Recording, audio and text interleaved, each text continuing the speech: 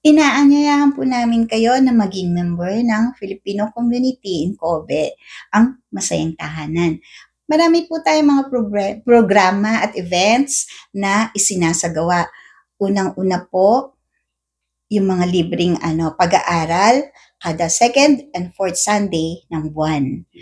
Meron po tayong Nihongo class for adults na pagka nag-senior high school na, kasama na sa adults yun.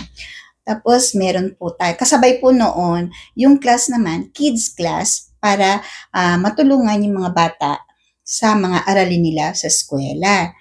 Tapos meron po tayong computer class for adults din, yung mga gustong matuto ng computer, meron po tayong professional na nagtuturo. Matuturuan niyo po tayo gamit ang Nihongo. Kasabay po ng computer class, yun naman pong Tagalog class para sa mga bata na dito na pinanganak. Yun po. So, ginaimbitahan mo na maging member mo sa Philippine Community diri sa Kobe, ang Masayang Tahanan. Daghan kayo may mga programa o events na ginabuhat. So, una-una dira, ang pinakauna dira is kanang libre na aral class sa every second and fourth Sunday siya of the month.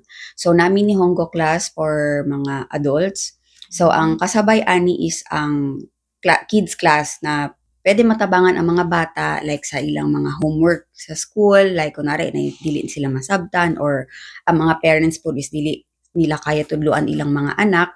So, pwede nila dalon diri ang ilang mga assignments. So, napod mi teachers na assigned para sa mga bata. So, napod mi computer class. Ang computer class po is for adults. Ang kasabay po ani is Tagalog class.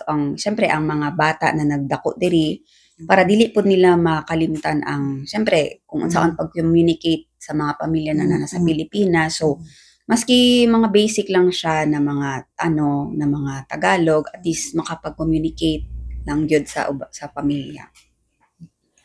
At saka, meron po tayong sinasagawang monthly meeting every fourth Sunday after po ng lahat ng classes para po updated po ang lahat ng members sa mga programs at events at yung mga pwede po tayong mag-join doon.